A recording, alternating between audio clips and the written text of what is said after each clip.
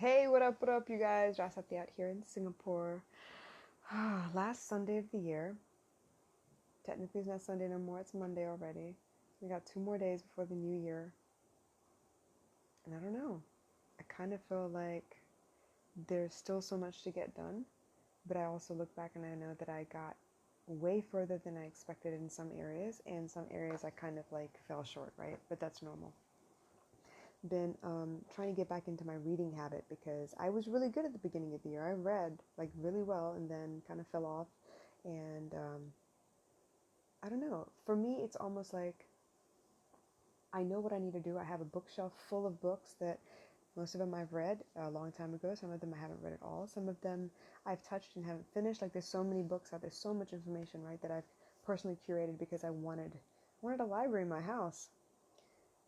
And I keep thinking, I can read all this stuff. I can say that I went through the pages. I can take notes and all of those things. But if I don't implement any of those things, what's the use? What is the point of having every answer at your fingertips if you're not going to implement? I was reading Secrets of a Millionaire Mind by T. Harv Eker today. And I got to a portion of the book where he was talking about, it's not enough to be in the right place at the right time. You got to be the right person at the right place at the right time. And honestly, that's not something that people actually talk about. You really do need to be the right person at the right time in the right place, because if you're not the right person, you're not going to see the opportunity. It's almost like lately I've been seeing a lot of memes, right? People talking about you need to ask me if I'm in a place to receive the venting that you're about to give me, because you need to vent. You need to check and make sure that I'm in the receiving mode. Okay, that's cool and everything. But who has the time? Usually they just start venting, and you either give them a look that says, oh my God, what the fuck, I'm not ready for this, or you listen attentively and you go on your merry way.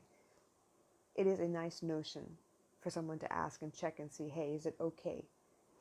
But most people will not ask because they don't want to be rejected. Same thing with opportunity. It's not going to ask if you're ready or not. It's just going to show up, and then it's up to you whether you see it or not. And if you see it, great. Are you going to do something about it? That's the next question. How many people have been to a conference? I've been to plenty. How many of y'all have been to, like, maybe you're in network marketing and they do those night owl, you know, meetups or whatever, or they do those weekly meetings, those info sessions. Then you have the WLS, the conferences, like all that stuff. Right? I've been to all of them. Or they give you like the list of books you need to read for the year, or the DVDs, or you're on like the home mailing system for the CDs of everyone speaking, and dude, I have all of that. I've ripped all of those things because I have a tendency to move and not be able to take all my CDs with me, so I rip everything. And I'm telling you right now, how many of y'all have done all that? Now, how many of y'all have implemented? It's not enough to have all the right tools in front of you. You got to know what to do with them. You got to be in the mood to deal with them. How many of us have 24 hours in a day? Really stupid question. How many of us, right? And then you look at how much Beyonce gets done in a day, how much Gary Vee gets done in a day, how much, let me step out of that family somehow. Who else? Simon Sinek, um, Mastin Kipp, Brene Brown, Oprah Winfrey, like any of those big names, they still have 24 hours in a day. And yeah, okay, they got money, they got assistants and whatever. But the thing is, their mind is completely wired in a way now because they've created the habits that need to make sure that they are dedicated and diligent and disciplined and all of that shit. Now let's go to layman people, shall we? Let's look at your mother, your father, your siblings, your cousins, your aunties, your uncles, your teachers, your co-workers, your former schoolmates, all of them. All of them peoples you just run around with, right? How many of them have 24 hours in a day? How many of them get more than the minimum requirement done in a day? And by minimum requirement, I'm talking about you have to show up to work for the full day and come back home in order to get that paycheck at the end of the month. Delayed gratification, right? And you have to wash your clothes at some point or you're going to run out of drawers. That's a given, minimum. You have to eat at some point. You don't necessarily have to cook, but you got to eat something because then otherwise your body's going to just conk out on you. So to do those things, to run in that circle over and over and over again, that hamster wheel, how many of y'all or the people you know around you do more than just that hamster wheel cycle? How many of y'all find a way to do something new every day? How many of y'all find a way to get home and check the kids' homework and cook dinner and clean the house, and or do you have somebody do that for you? I'm saying, we all know what we need to do. We've all seen the lectures and the fireside talks and the TED Talks and the podcast episodes that say you need to do this, this, and this so you can be who you need to be, who you dream you can be. But how many of y'all do that? I have a good friend of mine who is, God, he is so damn talented, and I am in awe of him. I'm actually quite afraid to stand in his presence because I pale in comparison. Yes, I compare myself to him, okay? But the point being, he has more talent in his little finger than I do in my entire being when it comes to video production, music production, creating scores, and writing screenplays. And I'm creative, but I haven't gotten there yet. I haven't tried yet. And he knows what he wants to do, and he has these big, great visions, and I know he works really well under pressure, like most of us do. We're procrastinators, hello. But could you imagine what he could do, or what he could accomplish if he created something every day? And I'm not talking about he has to clear the time to get it done. I mean, he has the time. He has the equipment. He has the talent. He just needs to be in the mood. Can you imagine? I know people right now that are struggling to get to where they need to be because they're trying to jam-pack their day full of everything possible because they ain't got nobody to lean on. They got to do it themselves. Hello, I'm raising my hand over here. I'm one of them. But there are some days where I'm not in the mood. Y'all saw it last year. This year I have over 300 episodes this year. Some days I doubled up. I just felt like getting on the horn and talking. You know, hey, you on the mic with Mike? What's up? You know, I had to get on there. But last year, I went through a major funk. Last year, I went through major heartbreak, and I did not know if I could get myself out of that fog enough to get my act together and get back on the horn. I wasn't in the mood. And mostly because I didn't want to spread the negativity that was running through my head. That wouldn't be fair to y'all. I'm on point now. I'm back balanced a little bit better now. But last year, 2 years ago at this time, all the way up until about April, May, June-ish of last year, I was in a funk, like bad. And yeah, I did it, sporadically and stuff, and I tried really hard to do interviews instead, and that was fun. I enjoyed it. But I tell you what, I wasn't as consistent as I was this year because I was not in the mood. I was not the right person in the right place at the right time. But I figured it out. I sorted my stuff out. I faced my shadows. I did the work. I'm good now. But can you imagine how much more you could get done if you were in the mood all the time? I like to read, I really do. And I love to cook, I really do. But usually once I'm done cooking, I don't feel like doing shit else. I just want to sit on the couch and vegetate. I don't even want to eat. Not that I've been eating or snacking while I'm cooking, I just don't feel like eating because I'm just full of all the smells of cooking and I'm just full. I have that capacity. I know it because I've pushed it to the brink, usually when I'm under the gun on a deadline of some sort. But I don't always use that capacity. Now, can you imagine if I made it a habit to use that capacity every day, every day, every day? Because I know what will happen. I will get used to the pace, and I will still find time on top of that to squeeze more in. Because once you get used to the pace, it means that the work you're doing becomes easier, it becomes second nature, it becomes really, really simple. It becomes like, what is that, manapadam, muscle memory? And so you don't have to think about it so much. It doesn't take as much effort, it just becomes mechanical, you get it done. Case in point, and I've used this example a million times, publishing my podcast. Recording, super easy. Just get on here, hit the go live button and hit off and share and blah, blah, blah, and I'm done. And once I get off of here, what I'm going to do, because my computer is still open, you see, I haven't shut it down yet for the day. I'm going to jump right back there behind my bed at my computer, and I'm going to download and rip and publish on SoundCloud and on Libsyn, and it's going to send it out to Spotify and iTunes and all that stuff, and we're going to be in business.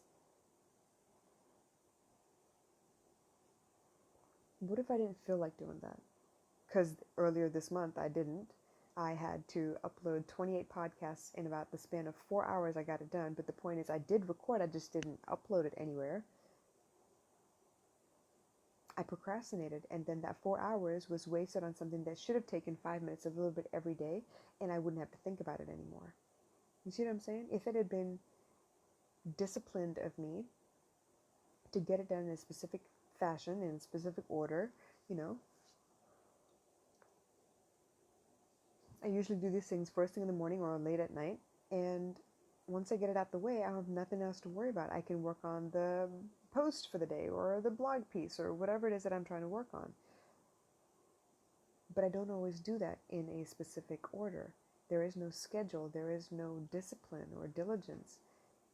And so when I rush and push myself, I end up taking tons of time to do something that shouldn't have taken this long in the first place. So once again, right place, right time, wrong person showing up because my attitude isn't there. You see what I'm saying?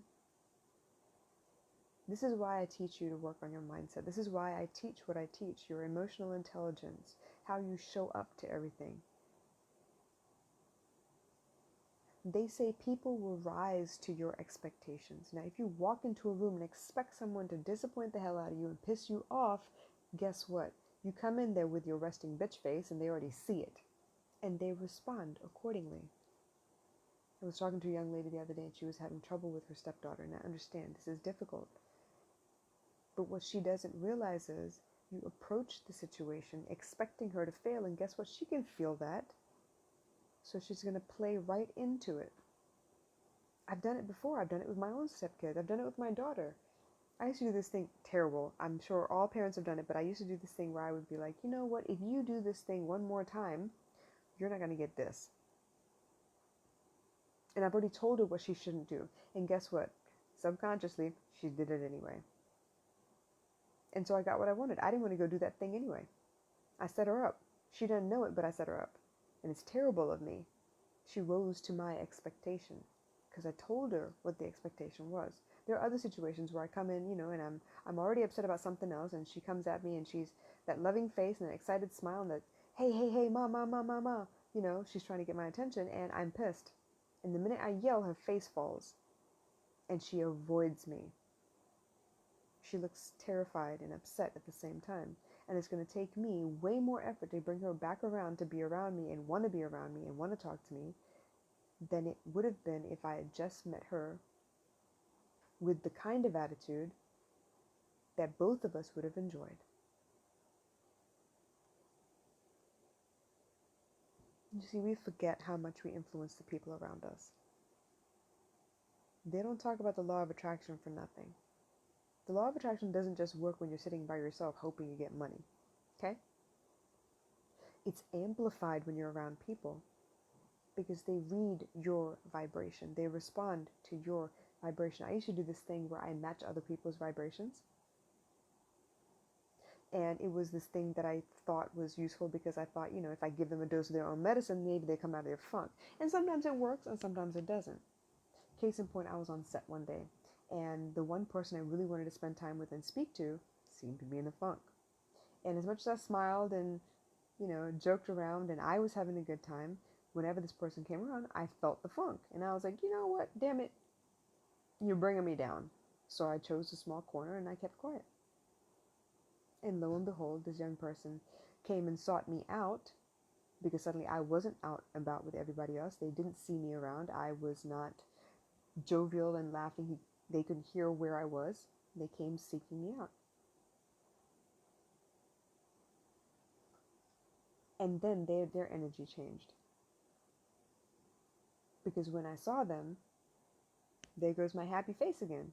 But it's a more private moment. It's not out in public with 100 other people. It's just me by myself in a corner. But the point being that people will match your vibration. People match your energy. Or they respond to it, one or the other. The fact being that they can feel it. So let's say your opportunity that you're looking for is somebody to talk to about a project you got in your mind because you want to make another stream of income. Now, you never know who that person might be. It might be the unlikeliest of people. But if you don't have that open, excited, embracing energy spewing from you, no one's going to want to come talk to you, much less let you speak about what you're excited about, in order for them to respond and say, hey, you know what? I have a connection. I know a guy that knows a guy. Let me put you in contact. So T. Harv Eker was right. It's not enough to be in the right place at the right time. You got to be the right person too. You got to watch your energy. I know it sounds like a lot. You got to watch your energy. You got to watch your mouth. You got to watch your thoughts. You got to watch all these things. Damn it. Poco poco, it will get easier. It will be difficult at first. It seems like a lot to manage, but eventually everything will become this humming machine, because you're aligning yourself to who you really are at all times. At rest, without any outside forces, you are a contented soul. Open, loving, expansive. That is who you are without any outside influence. Put you in the middle of the world and suddenly you have, your neighbors, your dog, your aunts and uncles, your parents, your spouse, your spouse's parents, your work colleague. Like, everybody got something to say and some kind of pull on you. So of course, you are disturbed. And suddenly there are other feelings other than joy. That isn't to say that you can't find your center regardless. You are meant to be able to center yourself in the middle of chaos no matter what happens, if you understand who you are. That's where I come in. To teach you how to understand who you are. And once you understand who you are, you can understand why certain things affect you the way that you do. And once you understand that, you know exactly what to do when this particular situation, this particular type of person shows up in front of you, so you are no longer disturbed. And if you are no longer disturbed by these things, you remain your joyful, open, expansive, loving self, which means you become the right person no matter where you are, which opens up the possibility for the right things in the right places to be where you are no matter what. So it sounded like a lot of semantics and a lot of spirituality just now. A lot of like hoo-ha. Is that a word? Hoo-ha? A lot of hocus pocus stuff. But I'm telling you, if your mind is not open, if you're not looking for, opportunity, if you're not willing to step out there and put yourself out there, nothing you see will appear as an opportunity. One of my favorite quotes: 2 men, both behind bars. One saw mud, and the other saw stars. You get what you're looking for. You attract who you are. And if you're open and expansive, you will attract open and expansive. If you're closed-minded and racist and chauvinistic or sexist and just fearful and jealous, you're not going to see the things you need to become the person you'd like to be. It doesn't matter if God himself stood before you. If you don't believe, you're not going to see. Believing is seeing. So, I know it's a lot to ask, but we got this new year coming up, and I would love it if you would open up your heart